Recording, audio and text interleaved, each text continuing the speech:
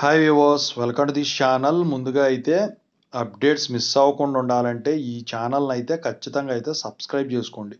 ఈ వీడియోని అయితే లైక్ చేసి షేర్ చేయండి. టెలిగ్రామ్ లింకు, వాట్సాప్ లింకు రెండు డిస్క్రిప్షన్లో ఉన్నాయి. ఖచ్చితంగా అయితే జాయిన్ అవ్వండి. పీడిఎఫ్స్, మెటీరియల్స్ వాటి కోసం ఎప్పుడన్నా వీడియో పెట్టినప్పుడు అప్డేట్ మిస్ అవ్వకుండా ఉంటుంది. సో ఇక ఇందుట్లో వచ్చేసరికి చాలామంది స్టూడెంట్స్ అడుగుతున్నారు, జేఎన్టీహెచ్ 1112 బీటెక్ రిజల్ట్స్ ఎప్పుడు, పేపర్ వాల్యుయేషన్ ఏమైందని. దాని గురించి అయితే డీటెయిల్గా చెప్తాను. ఇప్పుడు ముందుగా అయితే ఇన్స్టాగ్రామ్ లింక్ కావాలంటే డిస్క్రిప్షన్లో ఉంది, దాంట్లోకి వెళ్ళి డౌట్స్ పెట్టండి. తెలుగు ఇంజనీరింగ్ ఎడ్యుకేషన్లో డౌట్స్ వీడియో పెడతాను కుదిరినప్పుడల్లా. ఇక రెండు ఛానల్ లింక్స్ డిస్క్రిప్షన్లో ఉన్నాయి. ఒకటి అప్డేట్స్ సంబంధించింది, ఇంకోటి రియల్ టైం ప్రాజెక్ట్ సంబంధించింది. ఖచ్చితంగా అయితే సబ్స్క్రైబ్ చేసుకోండి, రెండు మీకు ఉపయోగపడతాయి. రియల్ టైం ప్రాజెక్ట్ సంబంధించిన channel, software courses, work support. ఇక 1112 బీటెక్ రిజల్ట్స్ గురించి మాట్లాడుకుందాం. జేఎన్టీహెచ్ది అయితే ఇందుట్లో R22 రెగ్యులేషన్ వాళ్ళదేమో 11 రెగ్యులరు ఉంది. అదే R22 రెగ్యులేషన్ వాళ్ళది 12 సప్లీ, 11 సప్లీ కూడా ఉంది. ఇక R18, R16, R15, R13 regulation వాళ్ళవి 11, 12 మొత్తం కూడా సప్లీ ఎగ్జామ్సే రాశారు వీళ్ళు. అయితే వీళ్ళందరూ కూడా మాట్లాడుకుంటే రిజల్ట్స్ గురించి ముందు మాట్లాడుకుందాం. రిజల్ట్స్ వచ్చేసరికి ఫిబ్రవరి ఎండింగ్లో కానీ మార్చ్ ఎండింగ్లో కానీ, మార్చ్ ఎండింగ్ కాదు, మార్చ్ ఫస్ట్ వీక్, తప్పుపడింది ఇక్కడ. ఫిబ్రవరి ఎండింగ్ కానీ మార్చ్ ఫస్ట్ వీక్లో కానీ మీకు ఈ రిజల్ట్స్ అయితే డిక్లేర్ అవుతాయి.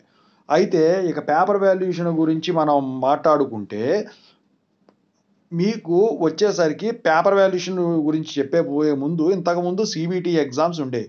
అయితే ఇప్పుడు R22 వాళ్ళకి వచ్చేసరికి సిబిటి ఎగ్జామ్స్ లేవు కాబట్టి పేపర్ వాల్యుయేషన్ అయిపోయింది. రీసెంట్గా పేపర్ వాల్యుయేషన్ అయిపోయింది కాబట్టి మీకు వచ్చేసరికి మార్క్స్ ఎంటరింగ్ ప్రాసెసింగ్ జరుగుతూ ఉన్నది కాబట్టి రిజల్ట్స్ ఇందాక చెప్పిన డేట్కి డిక్లేర్ అవ్వడానికి అయితే మ్యాక్సిమం ఛాన్సెస్ ఉన్నాయి. అయితే ఇక పేపర్ వాల్యుయేషన్ గురించి మాట్లాడుకుంటే ఎలా జరిగింది అని, మొన్న JNTH 41 BTech BPharmacy results declare అయినాయి.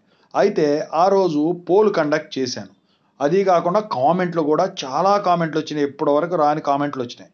అవి ఏంటంటే, ముందు పోల్ గురించి మాట్లాడితే టెలిగ్రామ్లోను కమ్యూనిటీ ట్యాబ్లో పెట్టాను. అయితే 4 ఆప్షన్స్ ఇచ్చా: easy I pass, tough but I pass, medium I failed అని. ఎక్కువ శాతం ఐ ఫెయిల్డ్ అని పెట్టారు. అయితే ఆ పోల్ పక్కన పెట్టినట్టయితే కింద కామెంట్ రూపంలో స్టూడెంట్స్ కామెంట్ చేసింది ఏంట్రా అంటే, ఒకసారి ఏమో అనుకున్నా కానండి, బాగా స్ట్రిక్ట్గా జరిగిందండి పేపర్ వాల్యుయేషన్ అని చెప్పేసి, ఫెయిల్ చేశారండి అని చెప్పేసి కామెంట్లు చేయటం అయితే జరిగిందనమాట. మరి ఈ 1112 బీటెక్ పేపర్ వాల్యుయేషన్ ఎలా ఉంటుంది, అది రెగ్యులర్ అయినా సప్లీ అయినా, ఇది ఖచ్చితంగా అయితే స్ట్రిక్ట్గానే ఉంటుందండి. ఎందుకంటే బేసిక్స్ వాళ్ళు పేపర్ వాల్యుయేషన్ చేస్తారు. మీరు కనుక కంటెంట్ రిప్రజెంట్ చేయగలిగితే పాస్ అవుతారు. కంటెంట్ రిప్రజెంట్ చేయలేకపోతే మాత్రం ఖచ్చితంగా అయితే ఫెయిల్ అవ్వటమే జరుగుతుంది. అది ముఖ్యంగా ఏ సబ్జెక్ట్ ఎలా జరిగింది ఏంటని చెప్పేసి మాట్లాడుకుంటే, మ్యాథమెటిక్స్ సబ్జెక్టు స్ట్రిక్ట్గా జరుగుద్ది, కెమిస్ట్రీ సబ్జెక్టు స్ట్రిక్ట్గా జరుగుద్ది, ఇంకొకటి వచ్చేసరికి ఇంగ్లీష్ సబ్జెక్ట్ స్ట్రిక్ట్గా జరుగుద్ది. వీటిల్లో ఫెయిల్ అయ్యే శాతం ఎక్కువ ఉన్నాయి కెమిస్ట్రీ అని మ్యాథమెటిక్స్ సరిగ్గా రాయకపోతే. కానీ మరి బాగా రాసినా కూడా పర్సంటేజ్ తగ్గే సబ్జెక్ట్ ఏంటంటే ఇంగ్లీష్ ఒకటి ఉంది కదా, అది ఖచ్చితంగా అయితే తగ్గిపోతుంది మార్క్స్ పర్సంటేజ్. ఖచ్చితం అది. మీరు 70కి 60 ఎక్స్పెక్ట్ చేస్తే అక్కడ వచ్చేది మీకు 45, అది కన్ఫామ్ అది. ఇక వచ్చేసరికి మిగతా పేపర్ వాల్యుయేషన్స్, డ్రాయింగ్స్ ఇవన్నీ ఉంటాయి కదా, డ్రాయింగ్ వచ్చేసరికి మీరు లెంగ్త్లు ఇవన్నీ రిప్రజెంట్ చేయగలిగితే కరెక్ట్గా మీరు పాస్ అవుతారు. లేకపోతే మాత్రం ఇక వాళ్ళు వచ్చేసరికి చూడటంతోనే చెప్పేస్తారు. Because each and every dimension gives the accurate drawings representation by you.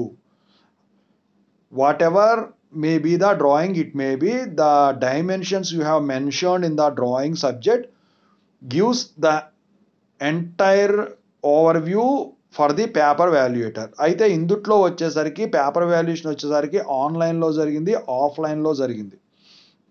మరి ఆఫ్లైన్ అనుకోండి, వాళ్ళు ఏదో ఒకటి చేసుకోవడానికి ఉంటుంది, అక్కడ కీ పేపర్ ఉంటుంది, పక్కనే టపటప చేసుకోవడం. కానీ ఆన్లైన్లో వచ్చేసరికి ఏంటంటే, మీరు డైమెన్షన్స్ మెన్షన్ చేయని వాళ్ళు ఎవరైనా ఉన్నట్టయితే అక్కడ మీకు ప్రాబ్లం అవుతుంది. Because the dimensions you have represented for the drawing exam will be awarded some marks.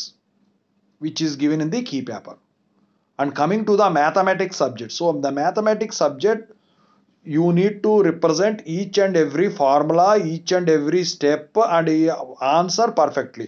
If the answer is wrong, even if the entire steps are correct, in that case you will be getting marks, but they will be reducing only the marks awarded for that result which is wrong. If a result is wrong, for that 2 marks only will be reduced, and remaining steps, if they were right, in that case they will be giving the out of, for example, if you talk about 7 marks, you may be getting 5 marks for those entire correct steps, and 2 marks will be reduced for the wrong answer. And if the entire process you have solved is wrong, then in that case they may be giving the marks only for the data and the formulas you have represented. They may or may not. For formula, compulsorily they will be awarding the marks. But for data, it depends upon the paper evaluator. And coming to the English subject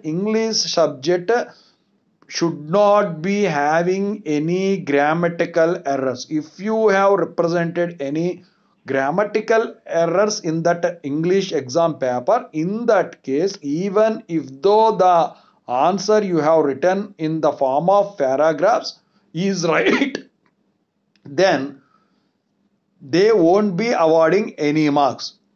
And coming to the chemistry exam, you need to represent the chemical equations very effectively and very accurately. If the chemical equation is wrong, and if the diagrams you have represented is wrong, and the body parts of that diagram you have represented is wrong, in that case they won't be awarding any marks for the answer you have written.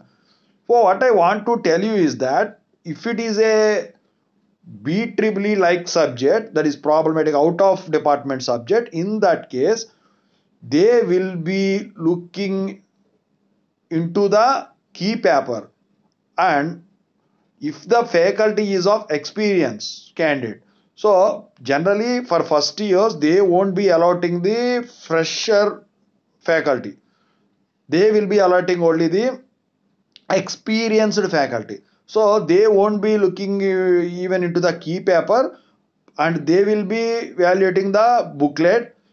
They will be looking into the key paper only for the problematic type of questions, and remaining theory subjects and diametric questions they will be awarded directly by looking into the concept, that is statements. మొత్తం మీద అయితే paper valuation అయితే ఎలా జరిగింది దీన్ని బట్టి మీరు ఊహించుకోండి ఏంటని. సో ఓకేనా. సో ఫస్ట్ ఇయర్ది ఎప్పుడు కూడా స్ట్రిక్ట్గానే ఉంటుంది. ఈ వీడియోని అయితే లైక్ చేసి షేర్ చేసి సబ్స్క్రైబ్ చేయండి. Thank you.